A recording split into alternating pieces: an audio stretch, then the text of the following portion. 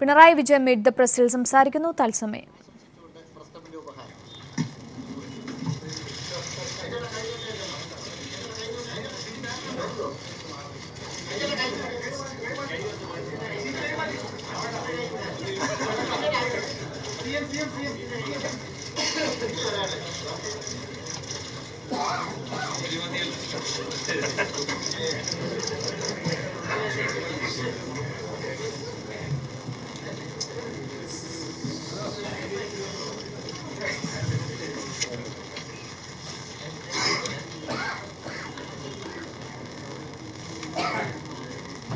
ഉപഹാരം വളരെ പ്രതീകാത്മകമാണ്. നമ്മുടെ നാടിൻ്റെ ഇന്നത്തെ ഒരു അവസ്ഥയിൽ ഒരുമ എത്രത്തോളം ആവശ്യമുണ്ട് എന്നതാണ് നിങ്ങൾ ഈ ഉപഹാരത്തിലൂടെ സൂചന നൽകിയിരിക്കുന്നത്. ഒരു മഴ വരുമ്പോൾ ഒരു കുടയില്ലാത്ത ഒരാൾ സ്വാഭാവികമായിട്ടും കുടയുള്ള ആളുടെ കുടക്ക് കീഴിൽ ഒത്തുചേരും. അപ്പോൾ കുടക്ക് കീഴിൽ എല്ലാവരും ഒത്തുചേരുക എന്ന സന്ദേശമാണ് അതിനകത്ത് അടങ്ങിയിരിക്കുന്നത്. നമ്മുടെ നാട്ടിലാണെങ്കിൽ പലതരത്തിലുള്ള ഭിന്നത സൃഷ്ടിക്കാനുള്ള നീക്കങ്ങൾ നടക്കുന്നു. ജനങ്ങളെ ചേരിതിരിക്കാനുള്ള ശ്രമങ്ങൾ വലിയ തോതിൽ നടക്കുന്നു. അപ്പോൾ അതിനെല്ലാം എതിരെയുള്ള ഒരു മുന്നറിയിപ്പ്, ജനങ്ങൾ ഒരുമ കാത്തു സൂക്ഷിക്കുന്നതിൽ പാലിക്കേണ്ട ജാഗ്രതയും ഈ ഉപഹാരത്തിൽ അടങ്ങിയിട്ടുണ്ട്. ഇവിടെ പറഞ്ഞതുപോലെ പുതിയ സർക്കാർ അധികാരത്തിൽ വന്നതിന് ശേഷം ആദ്യ പ്രസ് പരിപാടിയിലാണ് ഞാൻ പങ്കെടുക്കുന്നത്. അത് നിങ്ങൾക്ക് തന്നെയുള്ളൊരു അവകാശമാണെന്നാണ് നേരത്തെ ഇവിടെ പറഞ്ഞ അതേ വാചകത്തിൽ എന്നോടും പറഞ്ഞിരുന്നു. എനിക്ക് തടസ്സമില്ലാത്തതുകൊണ്ട് അത് അംഗീകരിക്കുന്നതിന് മറ്റ് പ്രയാസങ്ങളൊന്നും ഉണ്ടായിട്ടില്ല. യഥാർത്ഥത്തിൽ ഈ നമ്മുടെ കേരളത്തിൻ്റെ നിലവിലുള്ള യാഥാർത്ഥ്യങ്ങൾ മനസ്സിലാക്കിക്കൊണ്ടുള്ള ഒരു വിധിയാണ് ജനങ്ങളിൽ നിന്നുണ്ടായിരിക്കുന്നത്.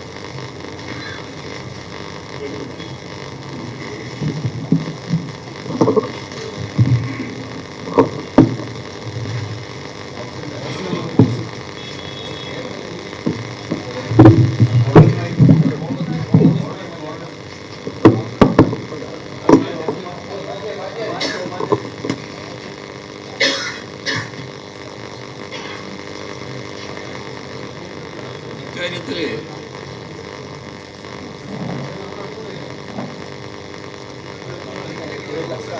കേൾക്കുന്നില്ലേ?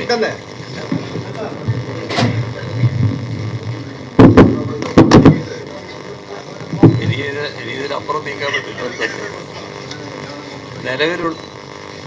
നിലവിലുള്ള നമ്മുടെ നാടിൻ്റെ യാഥാർത്ഥ്യങ്ങളും നിലനിൽക്കുന്ന വസ്തുതകളും നാടിനെ ബോധ്യപ്പെടുന്നതിൽ ഞങ്ങൾ കുറേ ശ്രമിച്ചിട്ടുണ്ട്. പക്ഷേ വലിയൊരു പങ്ക് വഹിച്ചവരാണ് കേരളത്തിലെ മാധ്യമങ്ങൾ.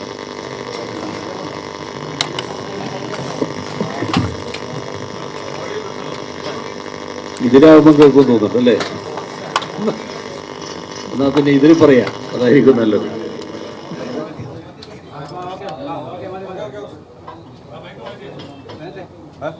അപ്പൊ ഇക്കാര്യത്തിൽ ജനങ്ങളെ ബോധ്യപ്പെടുന്നതിൽ മാധ്യമങ്ങൾ പ്രധാനപ്പെട്ട പങ്ക് വഹിച്ചിട്ടുണ്ട് എന്ന അഭിപ്രായമാണ് എനിക്കുള്ളത്. അപ്പോൾ അതിന് ആദ്യമായും നിങ്ങളോടാണ് നന്ദി രേഖപ്പെടുത്തേണ്ടത്. എല്ലാ മാധ്യമങ്ങളോടും അതിനുള്ള നന്ദി ആദ്യമേ രേഖപ്പെടുത്തുകയാണ്. എന്നാൽ നിങ്ങൾക്ക് തന്നെ അറിയാം, നിങ്ങൾക്ക് നന്ദി പറയുന്നതിന് മുൻപ് കേരളത്തിലെ ജനതയോടാണ് നന്ദി പറയേണ്ടത്. കാരണം ജനതയെ തെറ്റിദ്ധരിപ്പിക്കാനുള്ള കുറേ ശ്രമങ്ങളും നടക്കുമല്ലോ. ആ ശ്രമത്തിൽ കുടുങ്ങാതെ ശരിയായ നിലപാട് സ്വീകരിക്കാൻ ജനങ്ങൾക്ക് പൊതുവിൽ കഴിഞ്ഞിട്ടുണ്ട്. അപ്പോൾ ആ ജനങ്ങൾക്ക് സ്വാഭാവികമായും ആദ്യമേ തന്നെ നന്ദി രേഖപ്പെടുത്തേണ്ടതായിട്ടുണ്ട്. നമ്മുടെ പൊതുജീവിതത്തിൽ, പ്രത്യേകിച്ച് രാഷ്ട്രീയത്തിൽ ഉയർന്നു നിൽക്കേണ്ട ജനാധിപത്യ മൂല്യങ്ങൾ, ധാർമ്മിക മൂല്യങ്ങൾ, ഇതിൽ ഒരു തകർച്ചയും സംഭവിച്ചുകൂടാ എന്ന നിശ്ചയദാർഢ്യമാണ്, ജനങ്ങളുടെ നിശ്ചയദാർഢ്യമാണ് ഈ തെരഞ്ഞെടുപ്പിൽ പ്രതിഫലിച്ചിട്ടുള്ളത്. അതുകൊണ്ട് തന്നെ LDF സർക്കാരിൻ്റെ ഭരണം ജനങ്ങളുടെ ഈ മാൻഡേറ്റിനെ അടിസ്ഥാനപ്പെടുത്തിയായിരിക്കും. അതിൻ്റെ സത്ത പൂർണ്ണമായും ഉൾക്കൊണ്ടുകൊണ്ടുള്ള ഭരണമാണ് LDF സർക്കാർ കാഴ്ചവെക്കുക. തെരഞ്ഞെടുപ്പിൻ്റെ ഘട്ടത്തിൽ തന്നെ ഒരു കാര്യം വ്യക്തമാക്കിയിരുന്നു. മതനിരപേക്ഷ, അഴിമതി വിമുക്ത, വികസിത കേരളം എന്നതാണ് ആ ഘട്ടത്തിൽ തന്നെ വ്യക്തമാക്കിയിരുന്നത്. ആ മുദ്രാവാക്യം ജനങ്ങൾ പൂർണ്ണമായും അംഗീകരിക്കുകയാണ് ചെയ്തത്. അപ്പോൾ ജനം അംഗീകരിച്ച ആ ചട്ടക്കൂടിനുള്ളിൽ നിന്നുകൊണ്ട് ഈ മുദ്രാവാക്യം സഫലമാക്കാനുള്ള നടപടികളായിരിക്കും LDF ഗവൺമെൻറ്റിൻ്റെ ഭാഗത്ത് നിന്ന് ഉണ്ടാവുക. ഇവിടെ വികസനത്തിൽ ഏറ്റവും പ്രധാനം അടിസ്ഥാന സൗകര്യങ്ങളുടെ ലഭ്യതയാണ്. ഇപ്പോൾ ഭൂമി, ഗതാഗതം, വൈദ്യുതി തുടങ്ങിയ ഒട്ടേറെ ഘടകങ്ങൾ വികസനത്തിന് ഒഴിച്ചുകൂടാത്തതാണ്. ഇത്തരത്തിലുള്ള പശ്ചാത്തല സൗകര്യങ്ങൾ വർദ്ധിപ്പിക്കേണ്ടതായിട്ടുണ്ട്. അങ്ങനെ വർദ്ധിപ്പിക്കുന്നതിനുള്ള നടപടികൾ സ്വീകരിക്കുമ്പോൾ, പശ്ചാത്തല സൗകര്യങ്ങൾ വർദ്ധിപ്പിക്കുന്നതിനുള്ള നടപടികൾ സ്വീകരിക്കുമ്പോൾ ചിലപ്പോൾ ചിലർക്ക് ചില്ലറ അസൗകര്യങ്ങൾ സ്വാഭാവികമായി ഉണ്ടായേക്കാം. അപ്പോൾ നാടിൻ്റെ പൊതു താല്പര്യത്തിന് മുൻതൂക്കം കൊടുത്ത് ഈ അസൗകര്യങ്ങൾ ഉണ്ടാകുന്നവരുടെ പ്രശ്നങ്ങൾ യഥാർത്ഥ രീതിയിൽ കണ്ടുകൊണ്ട് അവ പരിഹരിക്കുന്നതിനും അങ്ങനെ നാടിനെ മുന്നോട്ട് കൊണ്ടുപോകുന്നതിനുമുള്ള നിലപാടായിരിക്കും LDF ഗവൺമെൻറ് സ്വീകരിക്കുക. അത്തരത്തിലുള്ള നടപടികളുമായിരിക്കും LDF ഗവൺമെൻറ്റിൻ്റെ ഭാഗത്തു നിന്നുണ്ടാവുക. ഇക്കാര്യത്തിൽ മാധ്യമങ്ങളുടെ പൂർണ്ണമായ സഹകരണവും പിന്തുണയും ഉണ്ടാവണമെന്നാണ് അഭ്യർത്ഥിക്കാനുള്ളത്. നമ്മുടെ നാടിൻ്റെ സാമ്പത്തിക നില അത്ര ഭദ്രമായല്ല നിൽക്കുന്നത്.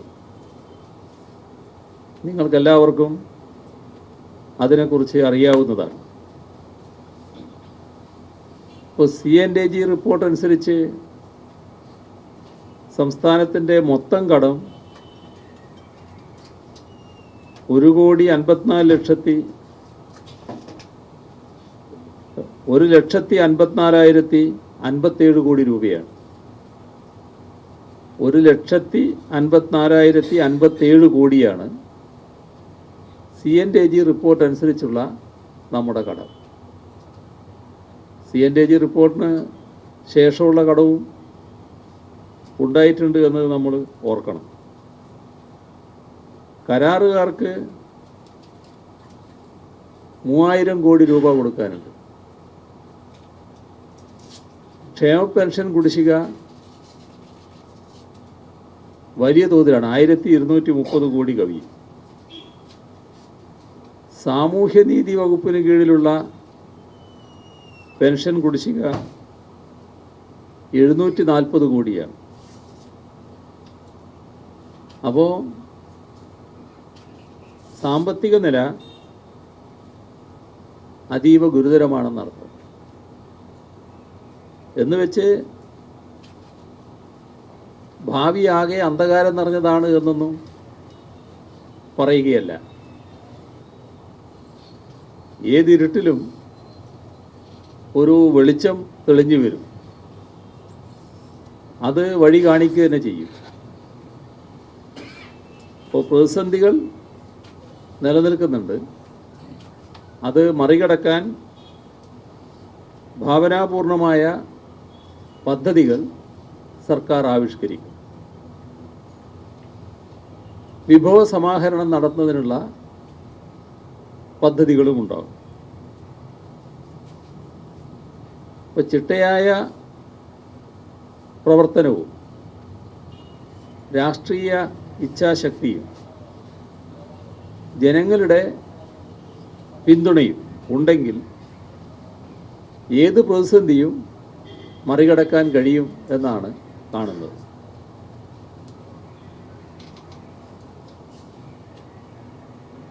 LDF മന്ത്രിസഭയുടെ ആദ്യ യോഗ തീരുമാനങ്ങൾ പരിശോധിച്ചാൽ തന്നെ തെരഞ്ഞെടുപ്പ് ഘട്ടത്തിൽ ഉയർത്തിയ കാഴ്ചപ്പാട് പ്രാവർത്തികമാക്കാനുള്ള നടപടികൾ സ്വീകരിച്ചിട്ടുണ്ട് എന്നത് കാണാൻ കഴിയും. അത് ഞാൻ ആവർത്തിക്കുന്നില്ല, നിങ്ങളെടുത്ത് നേരത്തെ പറഞ്ഞതാണ്. അതുകൊണ്ട് എന്തായിരുന്നു ആ തീരുമാനങ്ങൾ എന്നത് ഇപ്പോൾ ഞാൻ ആവർത്തിച്ച് പറയുന്നില്ല. ഇപ്പോൾ ഹ്രസ്വകാലാടിസ്ഥാനത്തിൽ ഇത്തരത്തിലുള്ള ക്ഷേമ ആശ്വാസ നടപടികളുമായി മുന്നോട്ട് പോകുമ്പോൾ തന്നെ സംസ്ഥാനത്തിൻ്റെ വികസനത്തിനായുള്ള ദീർഘകാലാടിസ്ഥാനത്തിലുള്ള പദ്ധതികൾ ആവിഷ്കരിക്കുക തന്നെ ചെയ്യും. ഇത്തരമൊരു ദ്വിമുഖ പരിപാടിയാണ് ഹ്രസ്വകാലം, അതേസമയം തന്നെ ദീർഘകാലത്തേക്കുള്ള പദ്ധതികൾ. അത്തരത്തിലൊരു ദ്വിമുഖ പരിപാടിയാണ് സംസ്ഥാന ഗവൺമെൻറ് തയ്യാറാക്കുന്നത്.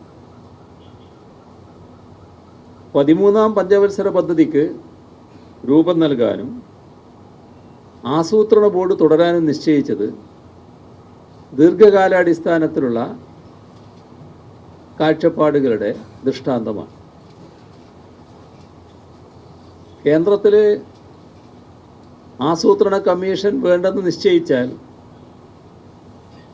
ഇവിടെ ആസൂത്രണ ബോർഡ് വേണ്ട എന്ന സമീപനമല്ല സർക്കാരിനുള്ളത്.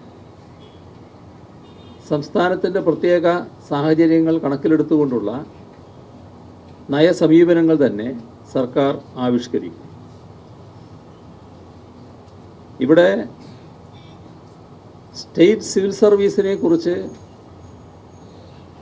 നേരത്തെ മുതലേ ഒരാശയം നിലനിൽക്കുന്നുണ്ട്. ഇപ്പോൾ സെക്രട്ടേറിയറ്റ് അടക്കം വരുന്ന സ്റ്റേറ്റ് സിവിൽ സർവീസ് കേഡർ രൂപീകരിക്കുമെന്ന് LDF നേരത്തെ തന്നെ പറഞ്ഞു കഴിഞ്ഞിട്ടുണ്ട്. അതുപോലെ തന്നെ ഭരണ നടപടികൾ ഫലപ്രദമാകാൻ കേന്ദ്ര തലത്തിലുള്ളതുപോലെ ഡയറക്ടറേറ്റ് രീതിയിലുള്ള വികേന്ദ്രീകൃത സംവിധാനം നടപ്പാക്കുന്നതിനും നടപടികൾ സ്വീകരിക്കും. ഉയർന്നു വരുന്ന എല്ലാ പരാതികളിലും മുന്നിലെത്തുന്ന പ്രശ്നങ്ങളിലും 30 ദിവസത്തിനുള്ളിൽ സർക്കാർ തലത്തിൽ തീർപ്പുണ്ടാക്കാനുള്ള സംവിധാനവും സൃഷ്ടിക്കും. ഇതാണ് ആമുഖമായി പറയാനുള്ളത്. ചോദ്യങ്ങൾ ഓരോ വിഷയത്തിലേക്ക് വളരെയേറെ ചോദ്യങ്ങളുണ്ടെന്നറിയാം. ഓരോ വിഷയം ആദ്യം ഓരോ വിഷയം എടുത്താൽ പിന്നെ ആ വിഷയം റിപ്പീറ്റ് ചെയ്യാതിരിക്കാൻ പ്രത്യേകം ശ്രദ്ധിക്കണം. ചോദ്യങ്ങളിലേക്ക് കടക്കാം.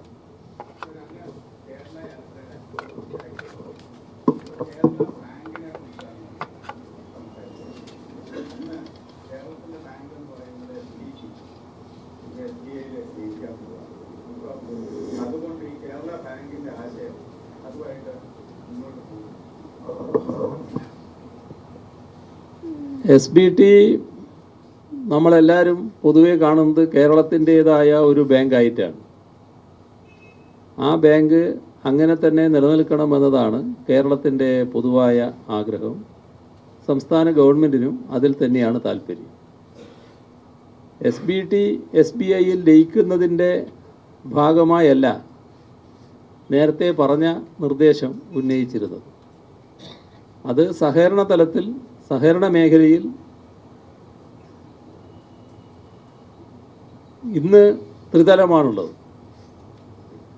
ആ ത്രിതലത്തിന് പകരം ദ്വിതലം ആവുന്നതാണ് നല്ലത് എന്ന നിർദ്ദേശമാണ് ഉണ്ടായത്. അതിൻ്റെ ഒരു പ്രത്യേകത, സ്റ്റേറ്റ് കോഓപ്പറേറ്റീവ് ബാങ്കാണ് നിലനിൽക്കുക.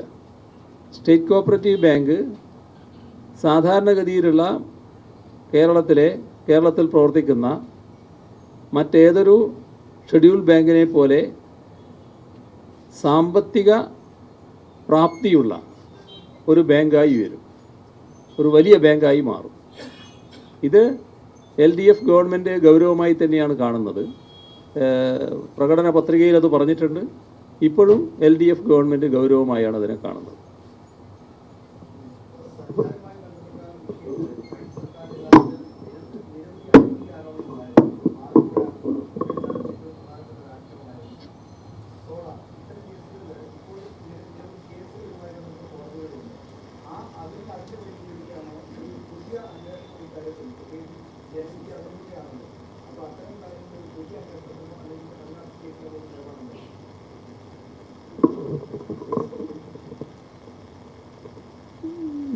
ഇക്കാര്യത്തിൽ നേരത്തെ ഒരു കാര്യം വ്യക്തമാക്കിയിട്ടുണ്ട്. അത് തന്നെയാണ് പൊതുവെ ഇപ്പോൾ പറയാനുള്ളത്. അതായത് ഈ ഗവൺമെൻറ് അധികാരത്തിലേറിയത് രാഷ്ട്രീയമായി ഏതെങ്കിലും കൂട്ടരോട് പ്രതികാരം ചെയ്യാനോ പകപോക്കാനോ അല്ല. എന്നാൽ നിയമത്തിൻ്റെ വഴിക്ക് പോകും. അത് നിയമത്തിൻ്റെ വഴിക്ക് പോകുന്നതിനെ തടയാൻ LDF ഗവൺമെൻറ് തയ്യാറാകില്ല. അതേസമയം രാഷ്ട്രീയമായി ആരെയെങ്കിലും ബുക്ക് ചെയ്യാനോ അതിൻ്റെ മേലെ നടപടികൾ സ്വീകരിക്കാനോ ഞങ്ങൾക്ക് താല്പര്യവുമില്ല.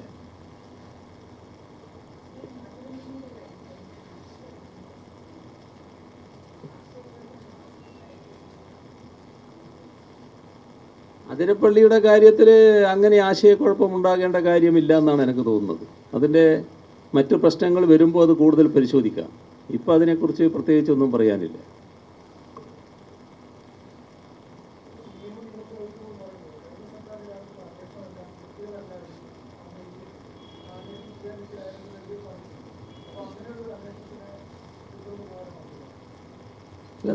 നിയമത്തിൻ്റെ വഴിക്ക് പോയില്ലെങ്കിൽ അതിൽ സ്വാഭാവികമായ തിരുത്തലുണ്ടാവുമല്ലോ. അപ്പോൾ നിയമത്തിൻ്റെ വഴിക്ക് പോകും എന്നാണ് ഇതിൻ്റെ അർത്ഥം.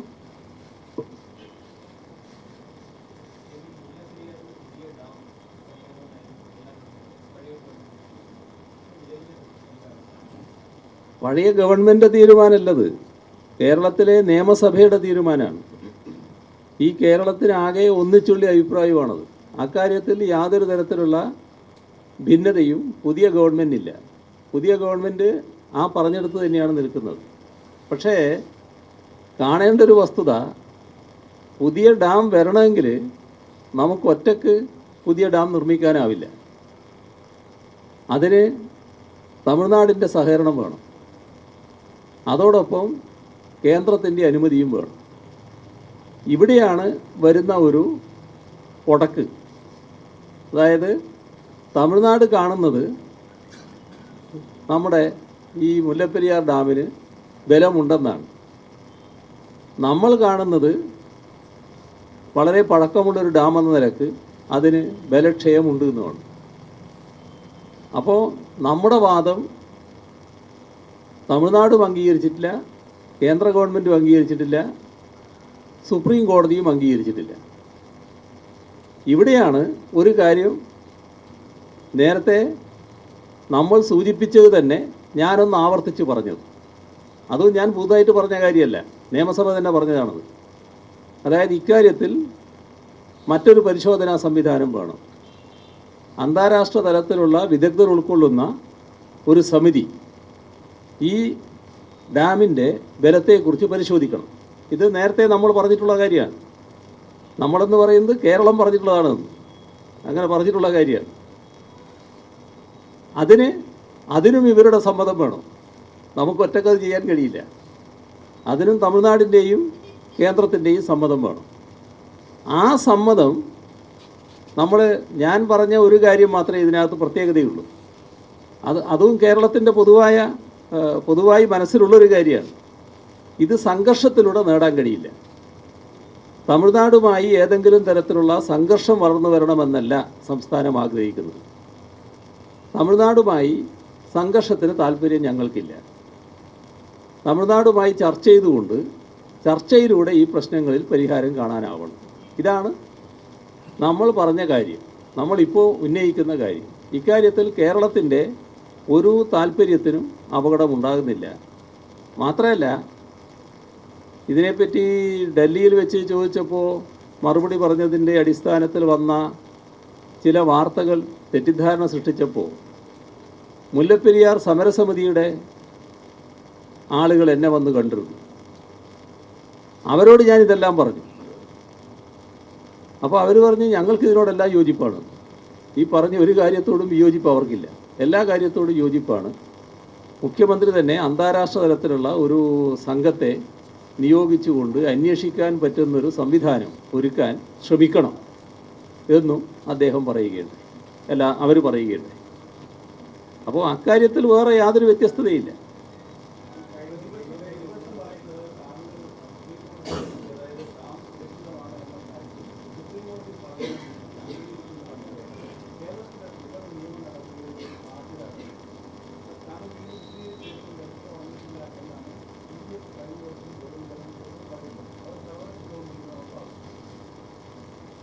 അതിനൊന്നും എനിക്ക് പ്രത്യേകിച്ച് പറയാനില്ല. ഞാൻ ഈ പറഞ്ഞ കാര്യങ്ങൾ വ്യക്തമാണ്. ഇപ്പോൾ നിങ്ങൾക്കും വ്യക്തമായിട്ടില്ലെങ്കിൽ ഇനി ഒന്നുകൂടി ഞാൻ പറഞ്ഞ കാര്യം ഓർമ്മിച്ചാൽ മതി എന്താണെന്ന്. അപ്പോൾ നല്ല വ്യക്തത വരും.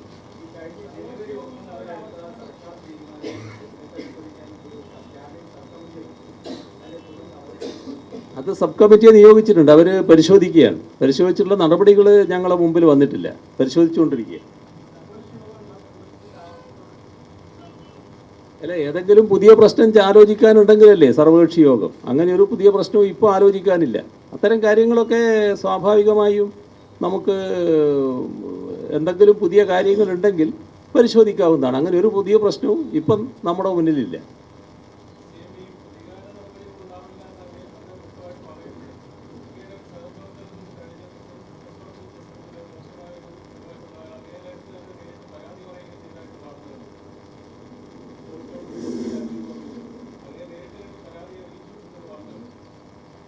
അതെ, പറഞ്ഞ കാര്യം അവർ വിമാനം ഉപയോഗിക്കുന്നതിനെ പറ്റി എടുത്ത തീരുമാനത്തെക്കുറിച്ചാണ്. അതെങ്ങനെയാണ് അവമര്യാദയായി പെരുമാറുക എന്നുള്ളത് എനിക്ക് മനസ്സിലായില്ല. അവരെൻ്റെ അടുത്ത് വന്ന് പറഞ്ഞ കാര്യം ഇതാണ്, അവർ വിമാനം ഉപയോഗിക്കുന്നതിനെ പറ്റി ചോദിച്ചു എന്ന് ഈ മന്ത്രി ചോദിച്ചു എന്നുള്ളത്. അതൊരു അവമര്യാദയായ പെരുമാറ്റമായിട്ട് ഞാൻ കാണുന്നില്ല. കാരണം കേരളത്തിൽ സാധാരണഗതിയിൽ സ്വീകരിച്ചു വരുന്ന ഒരു രീതിയുണ്ട്. ആ രീതിയിൽ നിന്ന് വ്യത്യസ്തമായ നിലയുണ്ടായിട്ടുണ്ട്.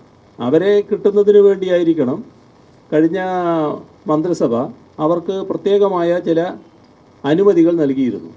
അത് ശരിയായ ഒരു രീതിയല്ലാലോ എന്ന് നമ്മുടെ ഇപ്പോൾ സ്പോർട്സിൻ്റെ ചുമതല വഹിക്കുന്നയാൾ അവരോട് പറഞ്ഞിട്ടുണ്ട്. അപ്പോൾ അവരെന്നോട് പറഞ്ഞു, അവരെന്നെ വന്ന് കണ്ടപ്പോൾ പറഞ്ഞു എനിക്ക് പ്രത്യേക രാഷ്ട്രീയമൊന്നുമില്ല. ഞാൻ പറഞ്ഞു ഞങ്ങൾ രാഷ്ട്രീയത്തിൻ്റെ ആളായിട്ടേ കാണുന്നില്ല, നിങ്ങൾ സ്പോർട്സിൻ്റെ രംഗത്തുള്ള ഒരാളായിട്ട് മാത്രമേ കാണുന്നുള്ളൂ. ഒരു രാഷ്ട്രീയ പക്ഷപാതിത്വവും ഞങ്ങൾ ആരോപിക്കുന്നില്ല, അങ്ങനെ ഒരു തെറ്റിദ്ധാരണയും വേണ്ട എന്നൊക്കെ പറഞ്ഞ് നല്ല നിലക്കാണ് അവർ പോയത്.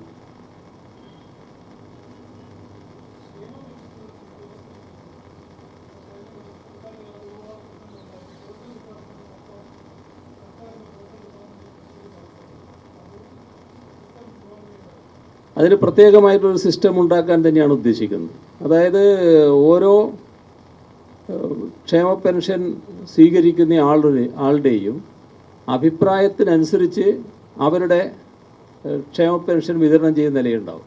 ചിലർക്ക് പോയി വാങ്ങാൻ കഴിയില്ല, അത്ര കണ്ട് ആരോഗ്യം മോശമായവരുണ്ട്, അവർക്ക് വീട്ടിലെത്തുക തന്നെ ചെയ്യും. എന്നാൽ ചിലർ വീട്ടിലെത്താൻ താല്പര്യമുള്ളവരായിരിക്കില്ല. അപ്പോൾ അവരുടെ കൂടി താല്പര്യം പരിഗണിച്ചുകൊണ്ടൊരു തീരുമാനത്തിലേക്കാണ് നീങ്ങിക്കൊണ്ടിരിക്കുന്നത്.